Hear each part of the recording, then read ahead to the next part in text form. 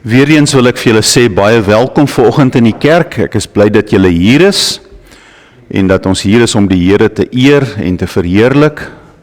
Mag hy vir ons ook so seën onder sy geklank van sy woord, en al ons YouTube-kykers sê ons ook baie, baie welkom. Dankie, Hendrik.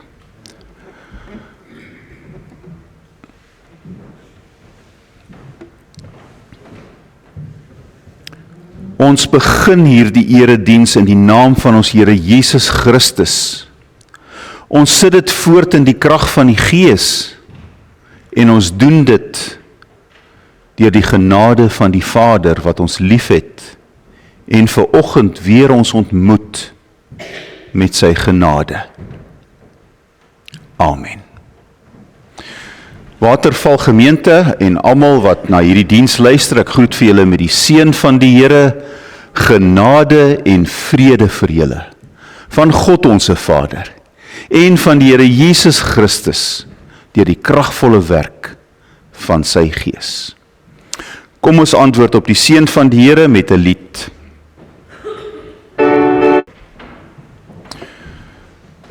Vanoggend het ons net een versie uit Rigters. Ek hoop julle geniet die Rigters lees. En dit is die gedeelte wat ons hierdie week gelees het, gaan eintlik maar oor Gideon. En dis die laaste stukkie, en ek gaan net een vers lees wat ek gekies het, waaruit vanoggend se boodskap kom. En die tema is jou verwagtinge van ander realisties? Rigters 8 vers 20. Kom ons bid saam. Dankie Here vir die voorreg wat ons het om as gelowiges hier ter plaatse in Waterval gemeente by mekaar te kom.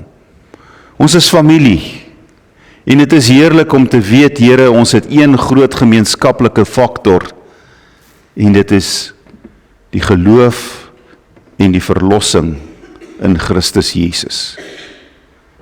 Dankie dat U vir ons deur die Gees opgeroep het om vanoggend te kom. Daar's 'n doel daarmee. Ons het gekom om na U woord te luister. Ons het gekom om 'n boodskap vir die lewe te ontvang. Ons het gekom om U groot te maak met die lied en die gebed. Maar ons is hier saam as U gemeente. So ons nooi U uit, Here, om deur U Gees vir ons aan te raak en vir ons te seën met ons foute en ons tekortkominge en al ons gewroeg en gesukkel en gewoontes, en U aanvaar ons en omhels ons onvoorwaardelik, omdat U vir ons so lief het. U het U seun aan 'n kruishout laat sterwe vir ons. Dankie daarvoor. So hier is ons, Here, nuuskierig. Praat met ons asseblief, in Jesus Christus se naam. Amen. Is jou verwagtinge van ander realisties? Rigters 8 vers 20. Daarop sê hy, dis nou Gideon, verheter sy eersgeborene, staan op, maak hulle dood. Dis nou die 2 konings wat hulle gevange geneem het. Die jong man het egter nie sy swaard getrek nie, want hy was bang. Hy was immers nog maar 'n seun. Van die vertaling sê hy was nog 'n kind. Staan op, maak hulle dood, en hy was bang. Daar's 'n prentjie, net om voor te stel. Gaan maak hulle dood met jou eie swaard. Nou as ons so na dit luister, is dit billik van Gideon om van sy kind te verwag om sy swaard te trek en 2 mans dood te maak.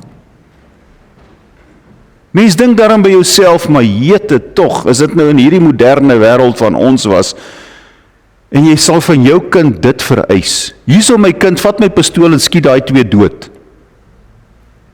Dit klink mos nou net nie asof dit billik is nie. Hoe moes hierdie arme kind gevoel het? Wat moes deur sy kop en sy emosies gegaan het, toe sy pa vir hom sê, maar maak hulle dood. Ek dink hy het gestaan en bewe, hy het nie geweet wat om te doen nie. Hy is verboureerd. Hy was bang, sê die Bybel vir ons, vir hierdie versoek wat sy pa vir hom rig. Met alle eerlikheid, Gideon, is jy nou verdomp simpel om van jou kind, wat nog 'n seun is, te verwag om 2 dood te maak? Is hierdie verwagting van Gideon nie buite orde nie? Ons lewe in 'n wêreld vol verwagtings, nie waar nie? Oor ons in die lewe is daar verwagtinge, ons werk, my baas of my bestuurder het sekere verwagtinge van my, en gewoonlik sit hulle daai verwagtinge op 'n kontrak, wanneer ek daar begin werk, en ek onderteken hom, en hy eis sy pond vleis, vir daai salaris wat ek aan die einde van die maand kry. En ek as 'n werknemer het ook sekere verwagtinge, dat my werkgewer vir my daarom billik sal behandel, dat hulle daarom die voordele wat hulle beloof het vir my sal gee. En so kan ons ook beweeg na die kerk toe. Julle verwag van julle dominee sekere goed, ek verwag van julle seker goed, ek verwag dat lidmate sal kerk toe kom, ons verwag eensgesindheid en liefde van mekaar, ons het almal verwagtinge hier in die kerk, oor hoe dinge behoort te gebeur, en dit verskil dalk van mekaar, maar ons het almal 'n verwagting. Ons het 'n verwagting in die huwelik.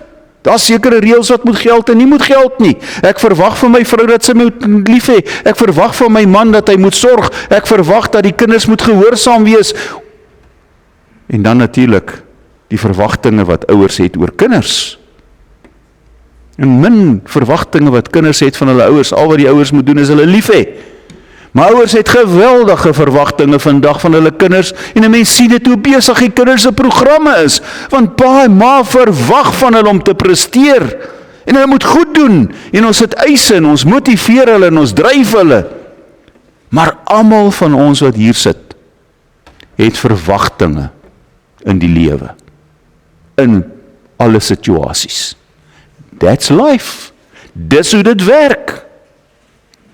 Die vraag is, hoe realisties is my en jou verwagtinge?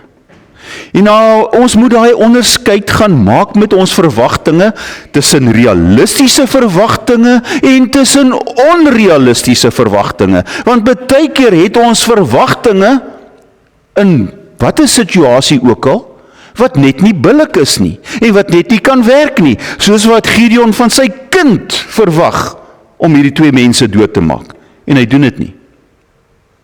So ek dink is tyd dat ek en jy 'n bietjie na ons eie verwagtinge kyk.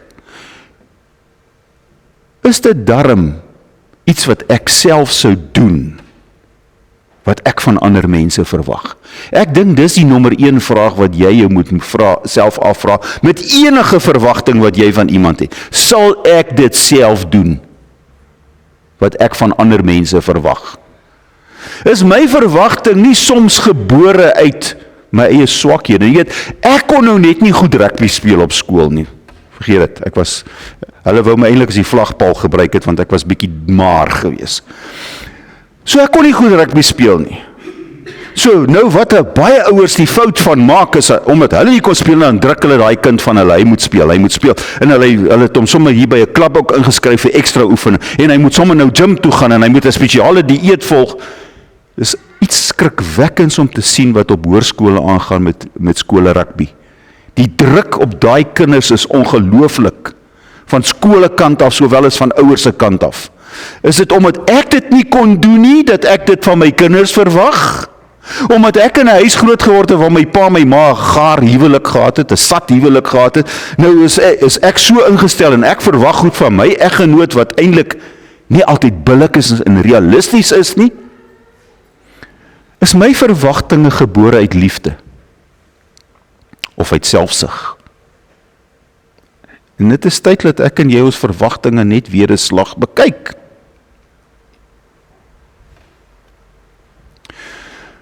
Help dit regtig die ander persoon? Is my verwagting van my kinders van so aard dat ek hulle beter kinders maak, beter mense maak? Is die verwagtinge in hierdie kerk van mekaar van so aard dat dit ons elkeen tot ons volle potensiaal laat kom? Hou dit tred met my Christenskap? Want as my verwagtinge nie gemotiveer kan word met die liefde wat Christus vir my het nie, en ek vir die ander het nie, moet ek dit maar weer gaan herbedink. Baie keer het ek seker verwagtinge van mense, net omdat ek vir hulle 'n punt wil wys. So daai verwagtinge is uit kwaadheid gebore. Ek sal aan my werknemer sekere eise stel, want hy was mos nou die dag cheeky met my. So of om my vrou het nou nie regtig gedoen wat ek wou gehad het nie, nou sal ek vir haar verwagting gee, laat sy suffer man, sy wou mos. Ons het mos daai houding. Of is my verwagtinge van so aard dat dit ons verhoudinge bou? Want dis positiewe verwagtinge. Ek dink, ons kan hulle kategoriseer as ons moet.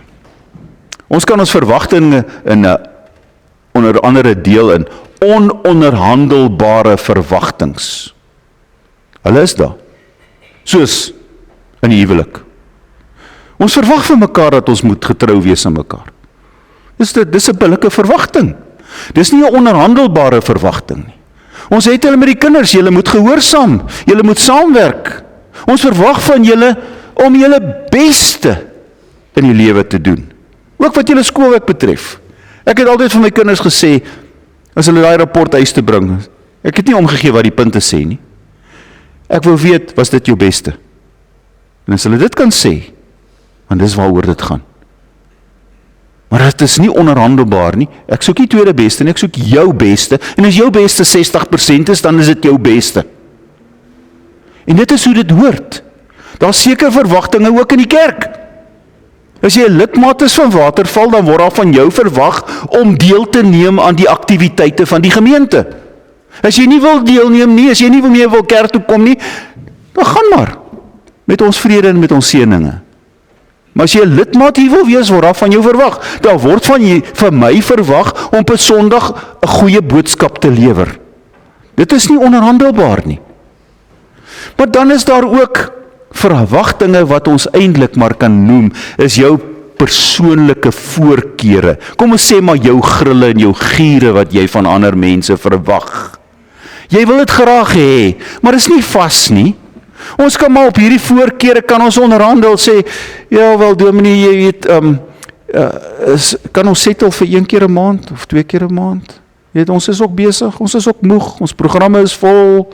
Of meneer, kan ek 3 ure 'n week oor tyd werk? Ek kan nie meer nie, ek het ook 'n gesin en ook 'n lewe. Ek is ook moeg, ek is nie meer jong nie. Dis ononderhandelbaar, met goeie gesprekvoering. Maar dan is daar verwagtinge wat natuurlik onrealisties is. Wat niks bou nie, wat afbreek, wat moedeloosheid veroorsaak. Dis negatief. Gideon sê, jy my seun, gemaak hulle dood. Die kind reageer met bangheid, hy kan nie. Ons het 2 partye wanneer dit kom by verwagtinge. Ons het die party wat verwagtinge stel, en ons is die party van wie verwag word. Dit is hoe dit werk. Al 2 hierdie partye word beïnvloed. Ek moet nou sê, mooi prentjie, né? AI.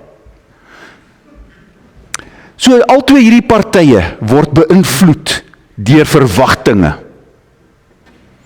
Die wat die verwagting stel. As jy onrealistiese verwagtinge stel, het dit ook 'n implikasie en 'n sekere uitwerking op jou wat die verwagtinge stel wat nie realisties is nie. Byvoorbeeld, jy is teleurgestel in hierdie mense.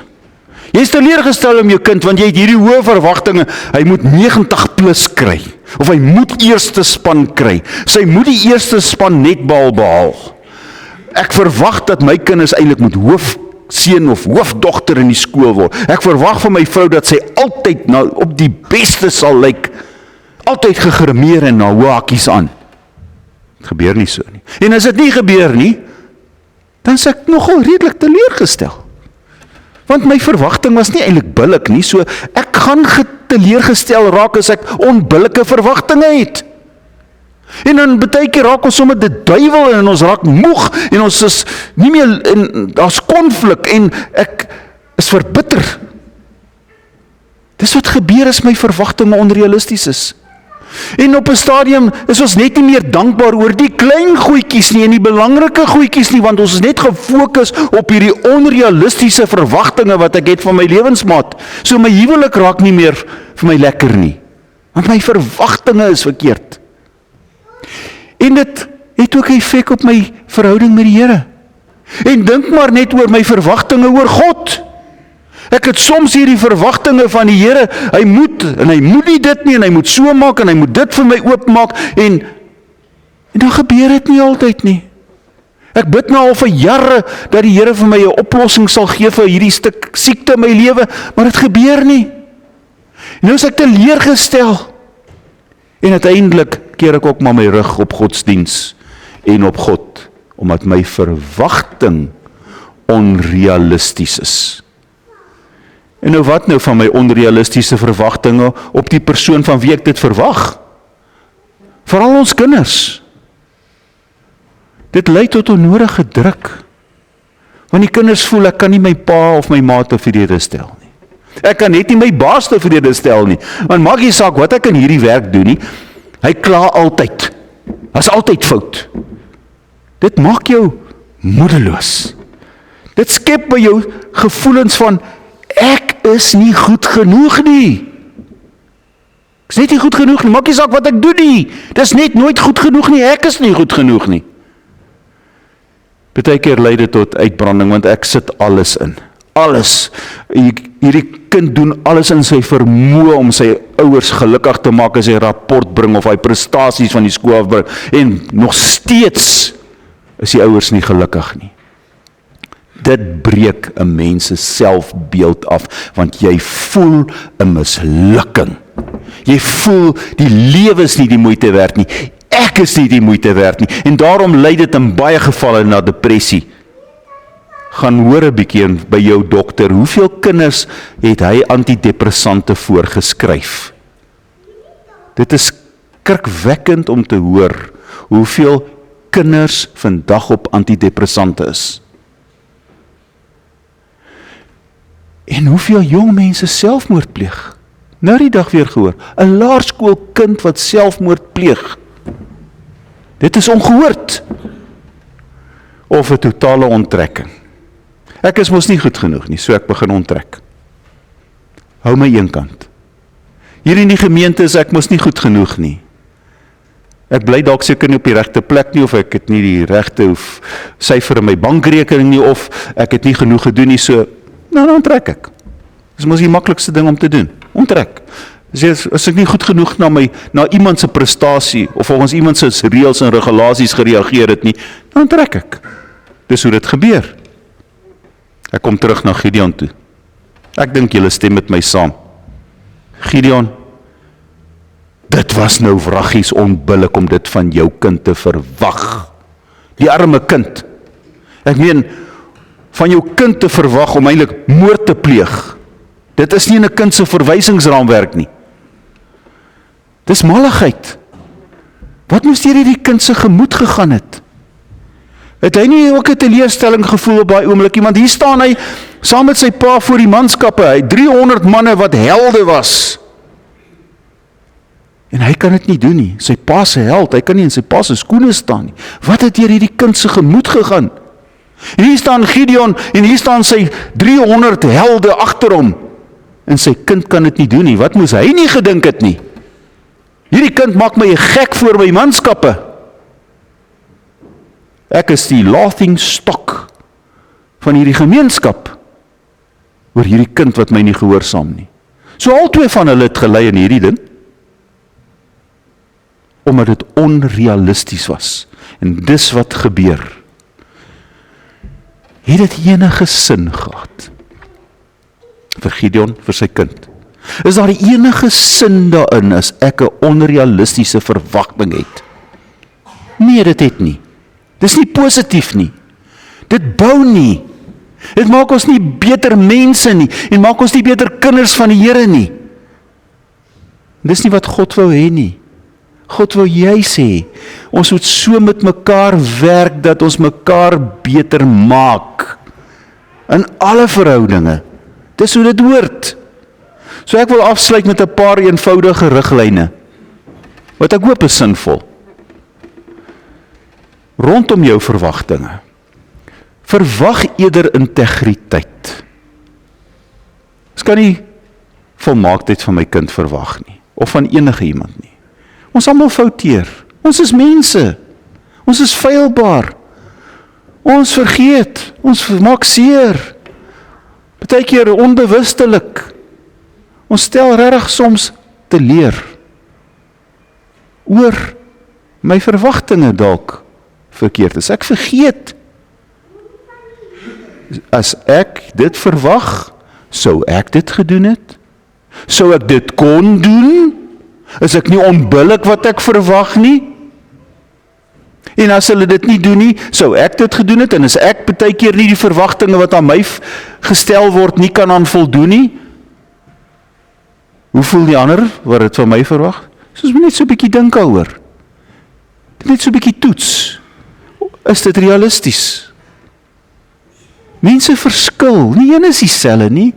Ons is almal anders, ons dink anders, doen anders. Ons sien nie goed altyd dieselfde nie. So miskien is dit ook tyd dat ek myself in die ander een se skoene sit. Sê, dit wat ek eintlik so half verwag, as ek nou na hierdie persoon kyk wie hy is of sy is en hoe hulle dink en doen, ja, miskien is dit nie die regte ding om te verwag nie. Dalk 'n bietjie iets anderste. Want ons het kom uit verskillende huise en agtergrond en baie dinge. Maar wanneer ek 'n verwagting stel, moet dit so positief wees dat dit groei. Groei het vir daai mense en dit eintlik ook groei vir my. Ons moet mekaar ruimte gee, dat ons kan groei, kan leer, kan foute maak, kan verander, en ons is geduldig met mekaar. Anders moet ek my verwagtinge maar weer gaan ondersoek en weer na kyk. Het ek dit duidelik gekommunikeer, want dis 'n probleem. Ek kan tog nie van my vrou verwag, sy moet die volgende goed doen, as ek dit nie vir haar sê nie. Ek het al meer as een keer vir my vrou gesê, as jy maar net vir my gesê het, ek kan dit nie ryk nie. So ons moet duidelik kommunikeer, as ons verwagtinge het. Ons moet seker maak die ander persoon verstaan. En ek dink ons moet die ander persoon die ruimte gee om te kan reageer en sê, kan nie vir my werk nie. Of nee, dit wat jy verwag is net buite my bereik. Sak, Sarel, sak. So, hoe kommunikeer ons dit? En die laaste puntjie is, kan ek my verwagtinge met my Christenskap en my verhouding met die Here in lyn bring? Wat verwag Christus Jesus van my en jou? En in alle eerlikheid, ek dink daar's een onbillike verwagting in die Bybel van ons nie. So die Bybel is my riglyn rondom verwagtinge. Ek hoop dat Gideon se klein daad vir ons iets leer vandag. Wat is my verwagtinge? Amen. Baie dankie, Here, vir 'n eenvoudige verhaal van mense en dat ons daaruit kan leer. Soms wonder ons, as ons na hierdie verhale in die Ou Testament kyk, waar is u hand in hierdie goed? En tog sien ons u hand. Hy is hier agter soos die regisseur van 'n verhoogstuk en hy's besig om dinge te laat afspeel soos u dinge wou hê, sodat ons kan leer, sodat ons gevorm kan word, sodat ons kan verander positief soos u wil hê. Ons prys u dat u God is. Ons prys u dat u betrokke bly by ons. Seënwaterval gemeente. Die wat hierdie week verjaar, seën ook vir hulle. Die wat op ons siekelys is en die wat ons dalk nie genoem het nie, wees ook met hulle elkeen in die besonder. U ken ons harte. U ken ons gesoek, ons geworstel, ons gevra, ons vreugdes, ons hartsere. Dat u aan elkeen van ons in al ons behoeftes sal voorsien. Ons bid vir ons land. Sal U vir ons stabiliteit gee. Sal U vir ons meer wetsgehoorsaamheid gee. Sal U ook meer ekonomiese groei gee.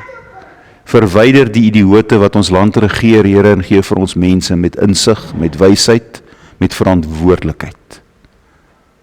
Daarom bid ons ook vir die plaaslike verkiesings wat kom. U is God, en U sorg vir ons, vir U kinders. Ons dank U daarvoor. In Jesus naam. Amen. Ontvang die seën van die Here en direk daarna sing ons 'n lied saam.